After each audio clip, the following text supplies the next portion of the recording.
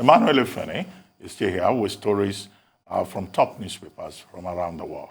Emmanuel Efene. Yes, we just take that lead story of this day once again. FIRS, why we are against state's collection of VAT. Yes, I listened to the official of the FIRS yesterday, and it was going back and forth. But what is clear is that there is a court ruling on this matter that has to be obeyed. And any attempt to go round in circles will not help anybody. And the best the FIRS can do now is to challenge that ruling in court. Going to the National Assembly to ask that that item be moved into the exclusive legislative list. I think that in itself is an admission that where it is now is the right place according to the extant constitution. But again, Ruben was talking about taking the matter to the National Assembly because every subnational is represented there. But don't be too sure that when when shove comes to push, some persons will tell you we versus them, using region and all that, because as we can see from the report in some other newspapers, a number of states are saying, please be your brother's keeper to states that contribute so much to the pot. But let's just, before we leave this day, yes, above the masthead, I must recognize that report. NNPC's assets rise by 18.7% as corporation publishes 2020 audited results. Yes, another jinx which the President Muhammadu Buhari has broken, that the NNPC is now publishing its results, its report. Opaqueness, still part of the game, but the fact that they are publishing their report is something that we should cheer. Because the handlers of President Muhammadu Buhari now want us to believe he is the jinx breaker, breaking a number of jinx. I hope the president can break the Ajaokuta steel jinx. That's a big one, a huge jinx that is still plaguing the nation. After spending so much money, Ajaokuta is still not ruling. Now, just before we leave this day, shout out to one of our own, Onikepo Braithwaite, the editor of This Day Lawyer, who has just been named among the new sons, those to be conferred with that title of Senior Advocate of Nigeria, Onikepo Braithwaite Nikuye, daughter of Priscilla Kuye, first and only female president of the Nigerian Bar Association. Yes, Onikepo is following an illustrious footstep because the first editor of This Day Lawyer, my very good friend, Funke Aboyade, also became Senior Advocate of Nigeria after sitting on that seat. And of course, another illustrious past editor, May Agumushombu, who is now INEC National Commissioner in charge of legal. So, congratulations to Onikepo Braithwaite. Now, let's just look at what other newspapers are reporting quickly. The Punch, also the VAT. Wike talks tough. Lagos Defense Bill as FIRS writes National Assembly. Rivers orders firms to begin payment. FIRS letter won't stop us, says Lagos. Rivers generated 15 billion, not 4.7 billion. Kanu made 2.8 billion, God save. Wike.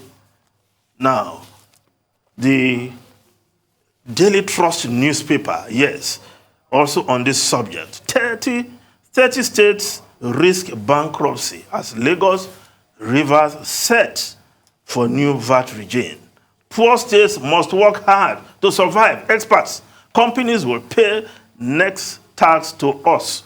Wike, of course, there's an illustration of graphics on the front page of the Daily Trust newspaper. And for the records, Under the old arrangement, before the court ruling, the federal government takes 15%, the states 50%, and local government 30% of the total VAT collection. That's how it is shared. Then, of course, the FIRS usually net off 4% cost of collection, and that is what they will miss. I can also understand why they are fighting tooth and nail. Last year, VAT contributed 16.2% to the GDP, according to these graphics in front page of the Daily Trust. Now, the New Telegraph newspaper, Nigeria joins 5G network as Federal Executive Council OK's policy approves 1.62 billion for Nasarawa water scheme power sector. Now, after all the mythology, and superstition, some try to throw around the 5G deployment. The Federal Executive Council has done the needful, follow science, and approve the deployment of the 5G network. Nigeria cannot be left behind. Now, just look at the Vanguard newspaper. Yes, its lead story is FRS Rivers, Lagos lock horns over VAT, Gombe begs. Yes, Gombe begs Southern states to be brothers keepers in push for VAT collection. Now, below the photograph in front page of the Vanguard, Southern open grazing, Southern governors battle Mechi Allah, say no cultural practice permits banditry, rape, kidnapping. Yes, that conversation is still very up there. Now, the Guardian newspaper, Nigeria's The Guardian newspaper, manufacturers deploy stalemate as FIRS Rivers insists on VAT collection. But the story that interests me most, what Indigbo will tell Buhari in Owerri today by Ohaneze Masop? Yes, Ruben, you asked that question. You did not get the answer, but here is the answer. One of the issues Indigbo will talk about, why are Indigbos not head of security agencies? Why? If you could go quickly to the foreign papers. We have just about 2 minutes. Okay, quickly. In fact, 1 minute. Yes, the Daily Telegraph then. NHS hire of 2,000 pounds bureaucrats. Yes, that tax rise was approved yesterday, 319 to 248. But it is like they will use part of that money to pay new bureaucrats, 43 new executives on salaries of up to 270,000 pounds each, as fears grow that the 30 billion healthcare tax rise will not be spent prudently. Well, quickly, I would have loved to comment on the audited reports 2020 of the NMPC, but there isn't enough time to make an elaborate comment. We discussed earlier on with Mr. Bode Oshosami. So I'll leave that. Maybe there will be another opportunity in another segment. But just to join you in congratulating Onekwepo Braithwaite, the editor of This Day Lawyer, who is doing a very great job of keeping us abreast of developments in law and constitutional developments and jurisprudence every Tuesday, and who has sustained the tradition that the This Day newspaper put in place in terms of assuring very well-informed reporting and analysis of the law in Nigeria. She's number 23 on the list of persons in the academic category, and the full list is available on page 45 of This Day newspaper today. Now, what is interesting is that the acting chief registrar of the Supreme Court, who is also secretary of the Legal Practitioners Privileges Committee, has said that that list has been published for people to make comments, to make observations. And I hope that the secretary of the Privileges Committee is listening to us. Here, I think we are all in one mind, that Onekwepo Braithwaite is indeed, a very distinguished, officer in the Temple of Justice, and also not just because he's, also a journalist, but because she's been able to use This Day Lawyer to make very significant, contribution to the development of the law in Nigeria. Onekwepo Braithwaite, you are highly recommended, along with the Supreme Court and the Legal Practitioners Privileges Committee. I will wait to congratulate you fully when that title is conferred. And please, be on notice.